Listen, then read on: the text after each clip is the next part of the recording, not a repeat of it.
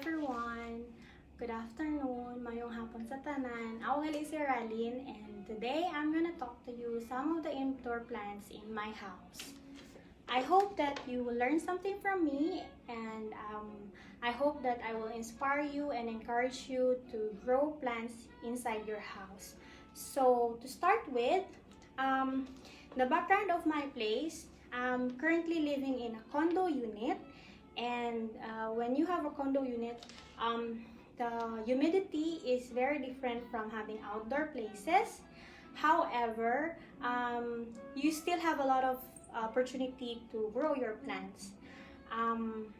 Also, what motivates me to start growing indoor plants?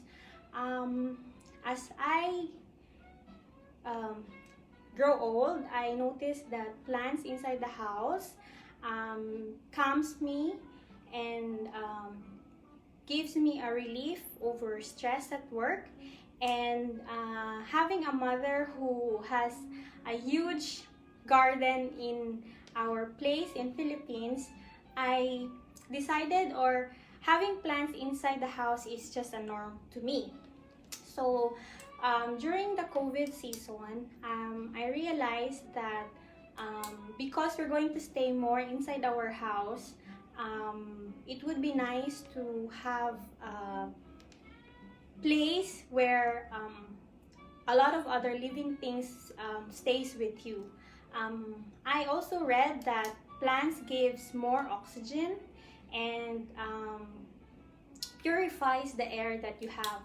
So to start with, these are the plants that I have, not are out here, because some of them are perfectly well potted inside our dining area and our living room. But today I'm gonna talk to you, since I'm going to cut some dried leaves and I'm gonna clean some of them. I wanted to share with you how I do it, and I hope that if you have some of the plants here that you can recognize that are growing in your place, you would know how to take care of them. So to start with, I know that a lot of you likes to keep some plants, but what are they really called? Some people call it crotons, some people call it herbs, some call it indoor plants, but actually they are categorized into perennial herbs, or perennial herbs, outdoor herbs, and crotons. Crotons is a kind of plant. It's not the whole category. So when you want to address the whole category, like say for example this kind of plants, they are called perennial plants. So to start with, I wanted to share with you this plant. This is called Aglonema siam, and it grows in Thailand. They say that it originated from Thailand, but it is actually having these leaf blades, and it can grow depending on the pot. So if you grow them in a small pot, it will just accommodate the pot where it is being kept. So this Aglonema siam actually grows or have its shoots. Di ko kabalo kung paano, pero ang iya sipil, naga-start siya diri sa babaw. And it will also have here on the side. How to keep them? You just put them in medium light, and usually I put this on my bedside table, and I water them every fourth day of the week. Yeah. So actually, not necessarily nga kinanglan water mo siya every fourth day of the week. What I do, since mayroon siya bato-bato, I'll just put my thumb dito siya sa kilid. And if it's still moist, then you can give it one more day or two para i-water mo siya. And to be perfectly honest, it's okay to underwater than to overwater your plant. Especially this kind of perennial plants. Mas okay sila nga gina-underwater kaysa sa ma-overwater sila.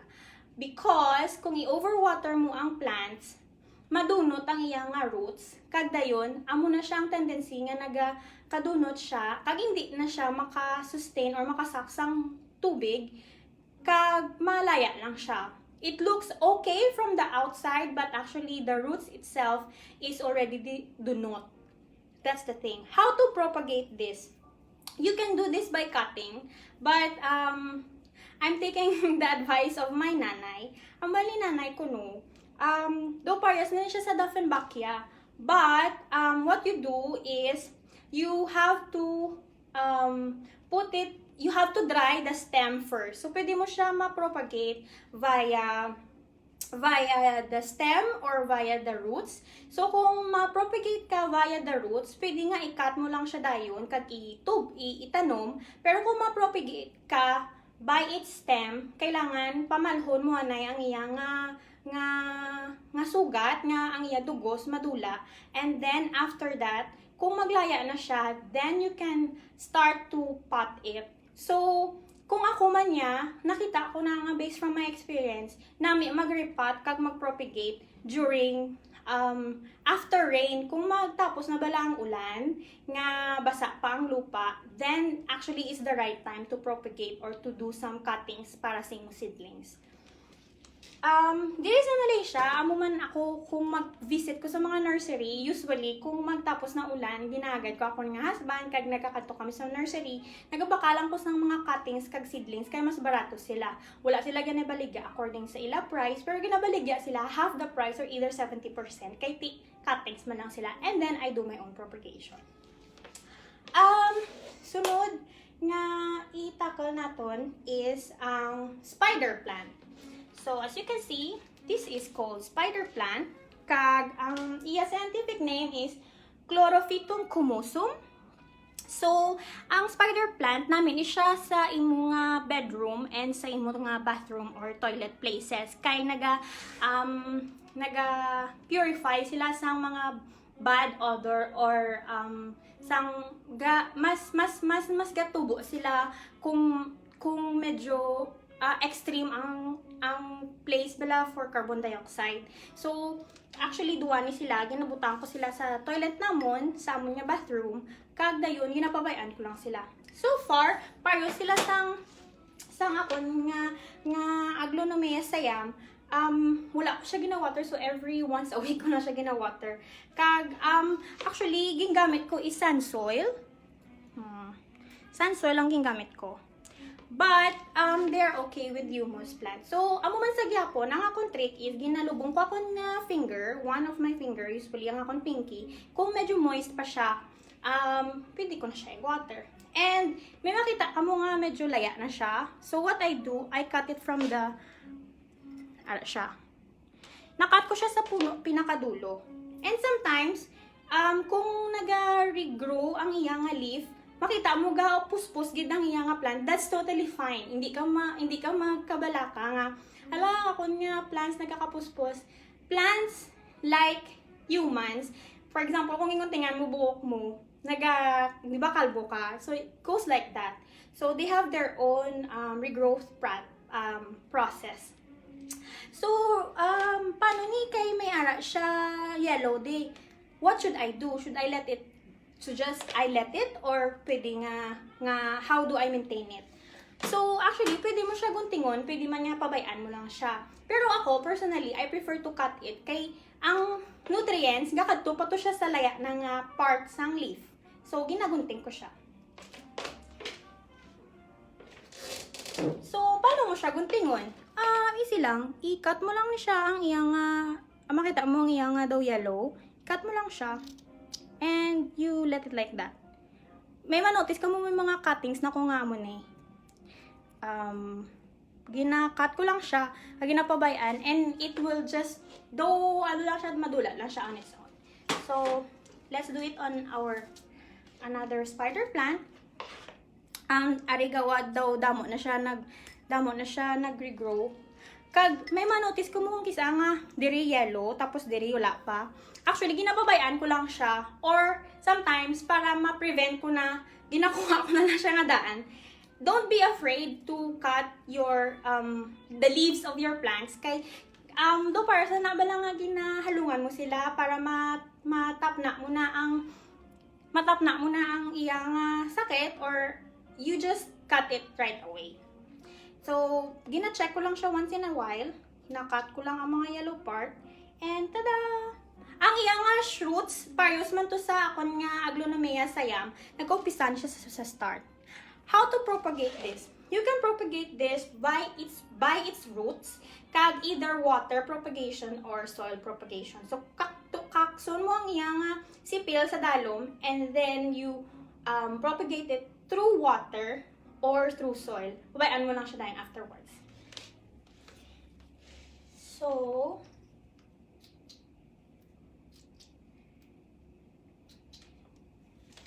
ang sunod nga i-tackle natin is ang Sansevieria trifasciata. So, ano na tsura ni Sansevieria trifasciata? It's also called snake plant. Ano ni siya? Okay, so nakita nyo ara siya sa propagation process. How it looks on a pot, one moment.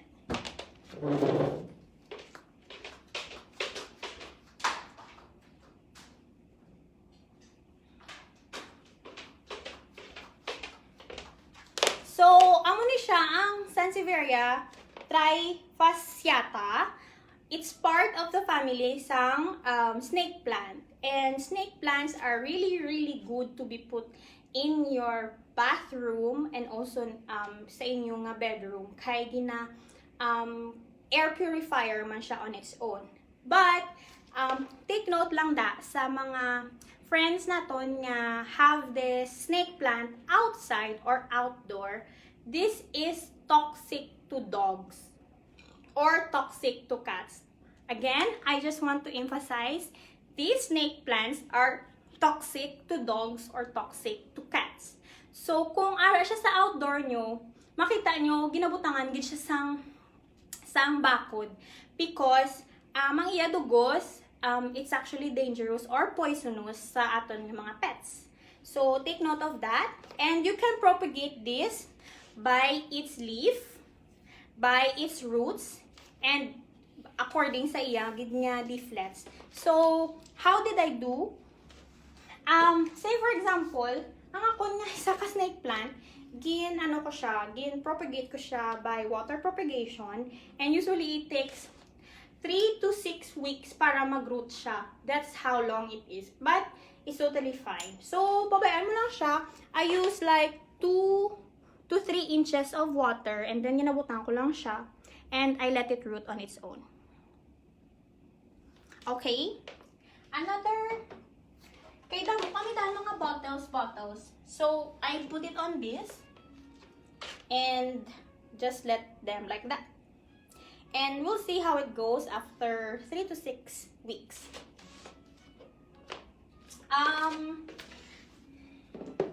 Okay, so next in line would be alocasia. Alocasia is a perennial herbs or a perennial plant, and it's very common to keep them either indoor or outdoor. So, I think sa Philippines, damo-damo gid ang nagabakal sa alocasia. It is a family of gabi.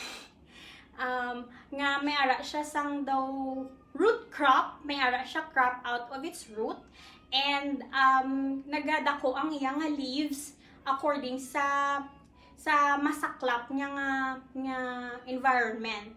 So, you can propagate alocasia through the stem, through the roots, and especially the easiest way is through the roots. To start with, I want you to see this kind of alocasia. This is called Alocasia lindini. Alocasia lindini. So, medyo ang iyang texture sa iyang leaves is daw pares bala sa gabi, and they grow easily on humus soil, so or sand soil. So as you can see, mayroon ako bago nga leaflet kag medyo yellow pa na, yellow green siya. This is how it becomes when it becomes darker.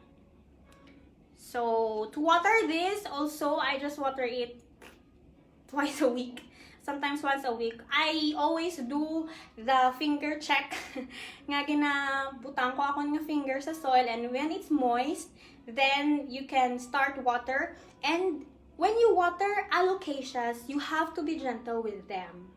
Kay dasig maransak ang iyang soil. So that's why when I plant alocasia, I usually put some white pebbles on it para nga mangin stable kag mangin cool ang sa babaw niya. When I water this, I water it very gently. Only on this side and this side, on a sa side north, south, east, and west ko siya gina-water. And usually, mag-water ko, ginapabayaan ko lang siya nga mag-drain. This is Alocasia lendini.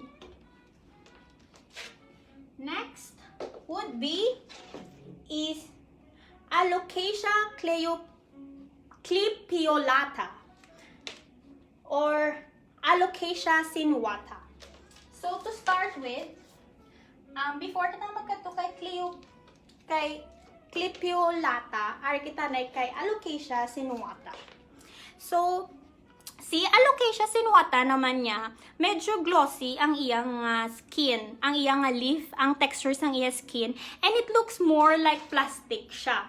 And ang nanamian ko siya kay daw watermelon ang iyang nga textures ng iyang leaves, and it projects a firm stand kung ibutang mo siya. So usually this is nice on a side table or next to your bookshelves, or dira lang siya dampi sa, actually it complements bigger plants. Say for example, you have monstera plant, that would actually complement, or Alocasia sinuata complements bigger leaves. So as I've mentioned, ang Alocasia, you water them, you can, it's very, to be safe lang sa mga beginners nga plantita, it's okay to underwater rather than overwater. Overwatering plant will cause too much water pressure sa ila roots nga hindi na sila makadistribute sang roots sa babaw, hindi na kalabot sa stems kag kadunot siya. So it's totally fine kung say for example na notice mo nga ay do medyo basa-basa pa. It's better nga hulaton mo nga magmalagid siya kaysa sa mag-water ka na sa ila. Especially these perennial plants are self-sufficient. So once nga ma-accommodate or mangin okay na sila sa ilang place, though kadasig lang sila bala maka-produce ang ilang own photosynthesis nga ginatawa. So that's Alocasia sinuata. And another one that I bought or I have with me is Alocasia clipiolata. Ari naman niya, though medyo pareho siya kagina sa aton nga lendini, but makita mo hindi siya oblong ang iya leaf, or hindi siya mayara siya lining sa iya leaflets. May lining siya. Ang kagina wala sang lining. And mas usually mas damo siya nga gina-produce kesa sa Alocasia lendini. Ang Alocasia lendini, you noticed only one leaf per stand or per shoots ang tawag ko. Pero dire makita mo nga medyo compact sila. See? And this is very easy to propagate.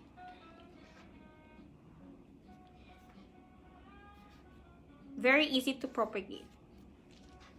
So if you are into alocasias to start, or if you don't have any experience with alocasias of how to propagate them, how to to take care of them, I would suggest to take care of to look after Alocasia clipeolata or Alocasia lindini.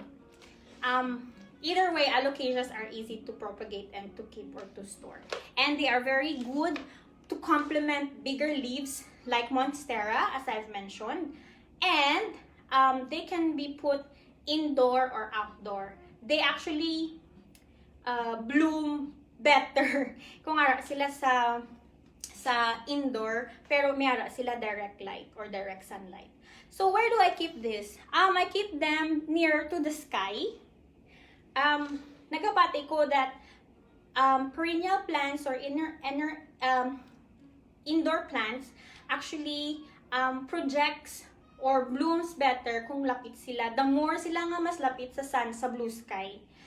Even if glass ang amon nga windows, kag always sila closed, but the fact nga I have a wide window nga maka-accommodate sa blue sky, mas nagagrow sila. Usually, those plants that are tasigmalaya are ferns and maidenhair ferns, fig trees. They prefer to be on a medium to low light. So, amo na sila.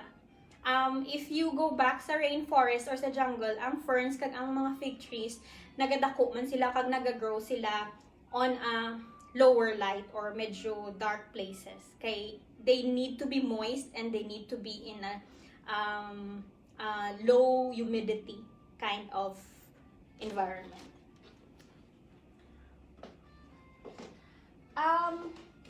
Next in line would be our Syngonium pink. What is Syngonium pink? Syngonium is a kind of plant nga pwede mapropagate or nagadako siya both sa water kag sa soil. It's easy to propagate them. Dasig lang gid sila yung magdako kag dasig sila maggrabong. And also, take note, dasig man sila maglaya sang ila leaves and that's totally fine. As long as you keep the soil at its natural moist level kag hindi mo sila pag-i-overwater. To give you an example, this is my Syngonium pink. Pink sa tubang pero green siya sa dalom. And that's their character. And I really liked it because double color sila, naga-project sila sang duha ka color. And as you can see, dumudamo gid siya sang shoots or damudamo siya sipil.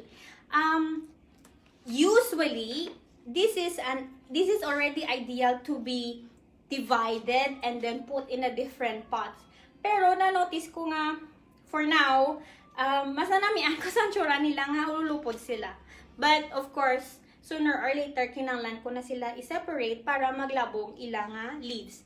Kay balan mo kung ululupod sila, they feel compact, gagrow ang ila leaves according sa environment nila. So, amo na siya kadako. Kag medyo mayara siya character nga daw naga curl siya. That's one of the characters of this Syngonium pink.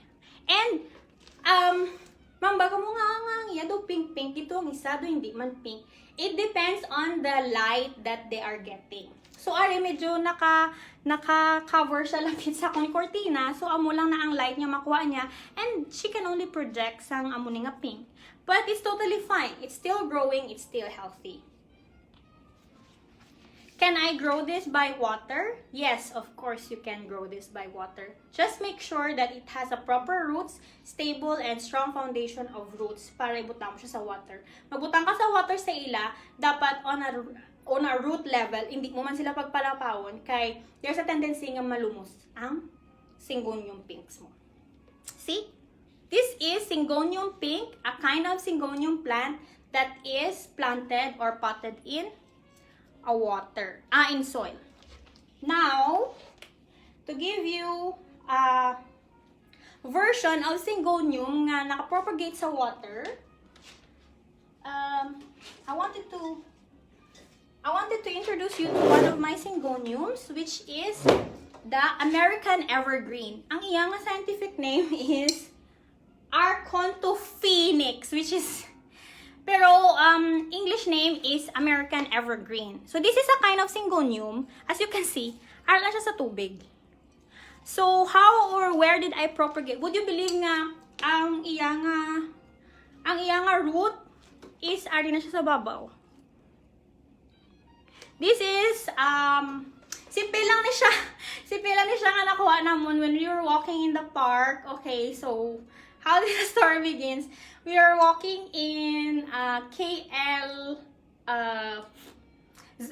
botanical garden, and of course, American evergreens grow on the riverside, and they just adapt to the place where they are being planted. So kung planted siya sa pot, gataas siya. Kung planted siya on a riverside, nagahilay siya and it looks like a vine, and that's totally fine. Kaya nag-adapt sila sa ilang environment. So I took one of it, I cleaned it, and I just put it in a clear vase, and it grows like this. If you can notice, may mga dahon siya ganit sa dalom, but I find it so cute. So, wala ko siya tandog, and I propagated it with another vase. So, duwa ni sila actually. It was easy to keep them, and you don't notice you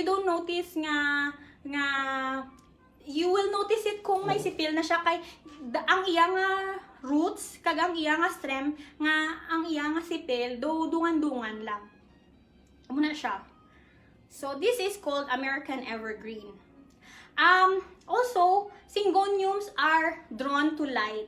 So, if you put them in a place, hindi ka matingala nga ang imo nga leaves, ang imo nga, don't be surprised kung ang imo nga, ang ilang nga leaves naga-project according to the sunlight, because that's their character. Syngoniums are born to be like that. Nga, kung diin ang better light, gagrow sila. You can put this on direct sunlight or to medium light. They are okay with it. Next, that I want to speak with you is ang nga tawag ko nga Mount Louis King Palm.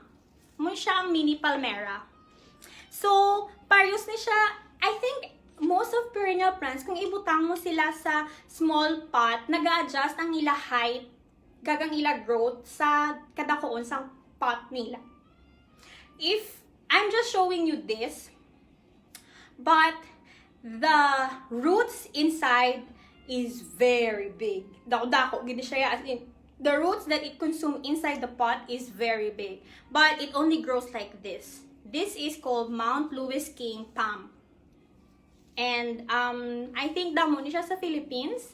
So if you put this in a bigger plate or bigger pot rather, mas madako pag na siya. And if you put it like this, amo lang gina siya kadako. So also, paano ni siya ga-propagate? Do pares lang ni siya sa kapalmera, naga-propagate na siya. So I tend to clean them. Kag ginapabayaan ko lang siya. I usually cut those stems nga baugan isin nyo kung balaan ko nga do medyo ano na siya, medyo do madunot na siya or malaya na siya, ginakuha ko na siya dayon. Because my preference is kung manuglaya na ang plant, for example, ang daon niya manuglaya na or almost, makita mo nga puro yellow na siya, and then ang iya roots naga-produce man Japon or naga-deliver man Japon sang nutrients dira sa amo na nga stem, waste lang siya. So it's better to cut them. Then ang nutrients nga supposed to be makato dira dito na lang sa ibang niya plants. And that's totally fine. If you're a plant parent, Plantita, or how do you want to be recognized, it's okay to lose some leaves because they need it to grow again. Don't be frustrated kung kisa ang ferns mo do kalbo na or ang imo nga alocasia do medyo kalbo na siya. It's always fine. It's totally fine. After all, kung na-check mo na kung ara ba siya sa tsakto, does the plant receives too much light or too much water? Usually, it's where you put those plants. So remember, perennial plants can either be put in direct sunlight or medium light. Those lower lights nga medyo gamay lang nga light, they are the plants that are good to be put in that area or section of your house would be fig trees or ferns. Kung may mga bird's nest kamo or ferns kamo, dira siya mas nami ibutang. So you can see may mga yellow, may mga laya siya dire. It's totally fine. You can just leave it like that or you can cut it, up to you. For me, my business is just leave it like let it to be like that. The next one is this is a plant that grows perfectly well on water, and it's called devil's ivy.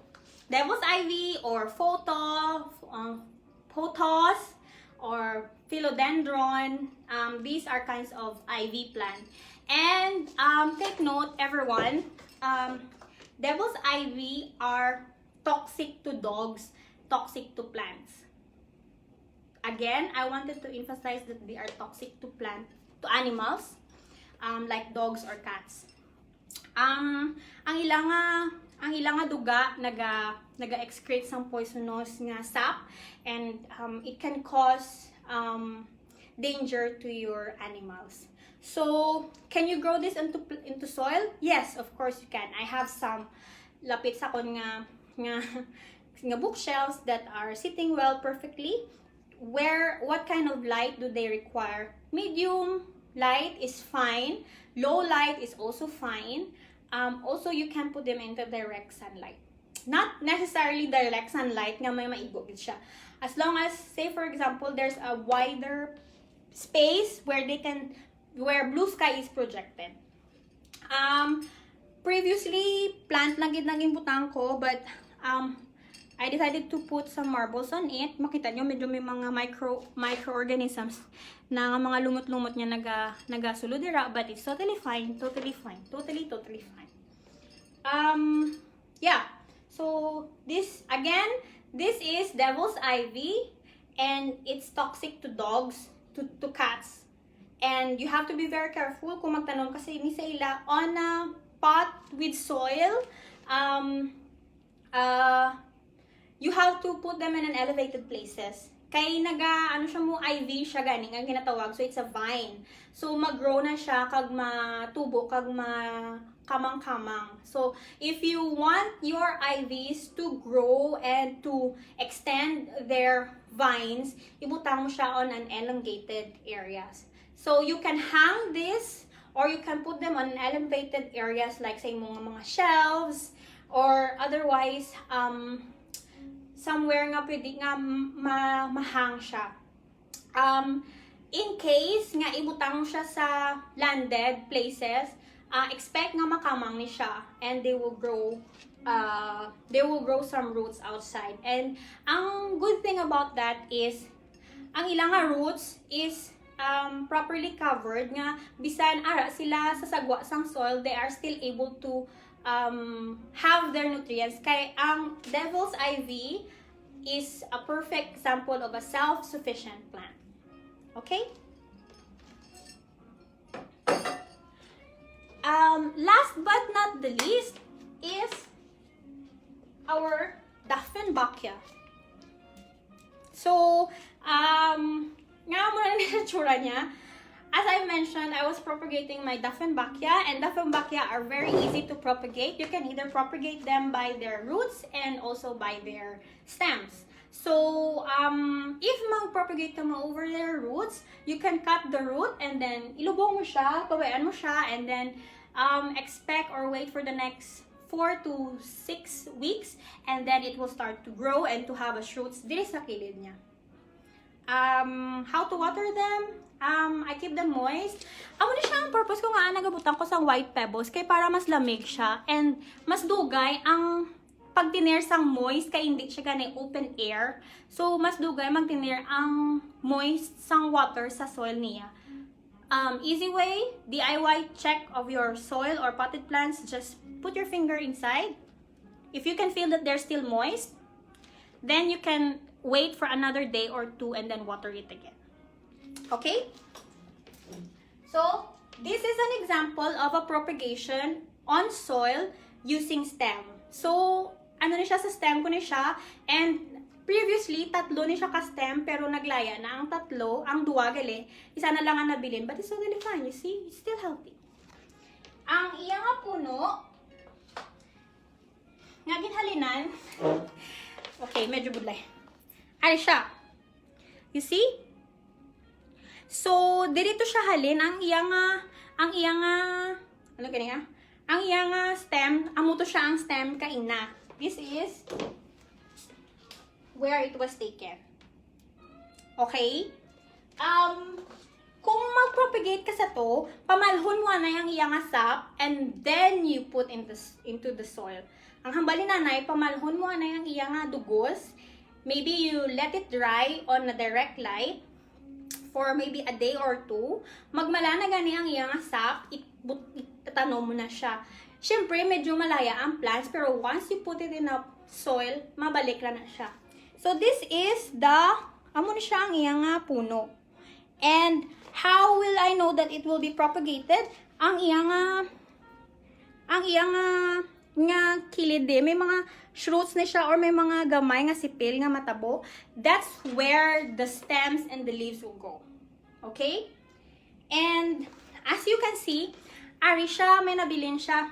How will I know that it's already propagating? Kita niyo ni siya? Ari, amo ni siya ang tubuan sang iya nga leaf.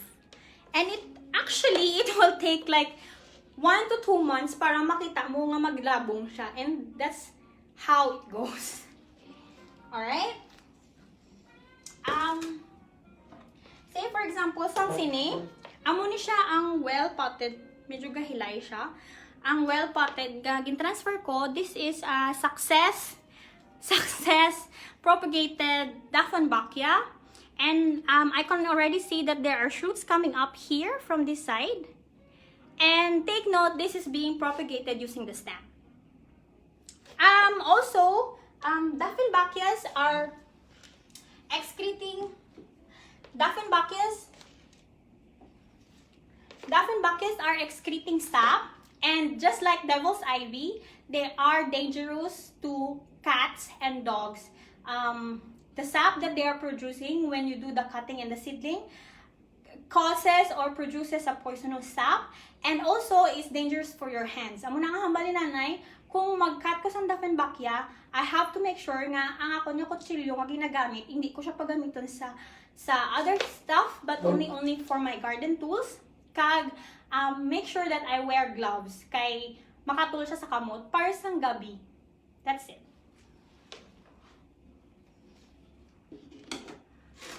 So that's all for now. I hope that you learned something from me today. These kind of plants are called perennial plants, and they are growing well indoor and outdoor. Perennial plants can grow from direct sunlight or medium sunlight. So inside your house, make sure that you have a wide area where they can see the blue sky, because they needed that for photosynthesis matters. Alocasia and Syngonium reflects their leaves or projects their leaves to the way or direction where the light is seen. For snake plants, you can propagate them by their roots or by their leaves itself, either by water propagation or by soil propagation. If you are into alocasia, make sure that they are well watered, and it's totally fine to underwater your plants than to overwater them. Why? Kaya ang ilang roots basi madunot, then hindi na siya makaproduce ng tubig or nutrients to the stems. How to do a do-it-yourself water check-up for the moisture level of your plants on pots? Just put your finger, maybe an inch or a half to the soil. When you can still feel the moisture, then you can give it a day or two para i-water mo sila. That's all for now. I hope you enjoy everything. Goodbye!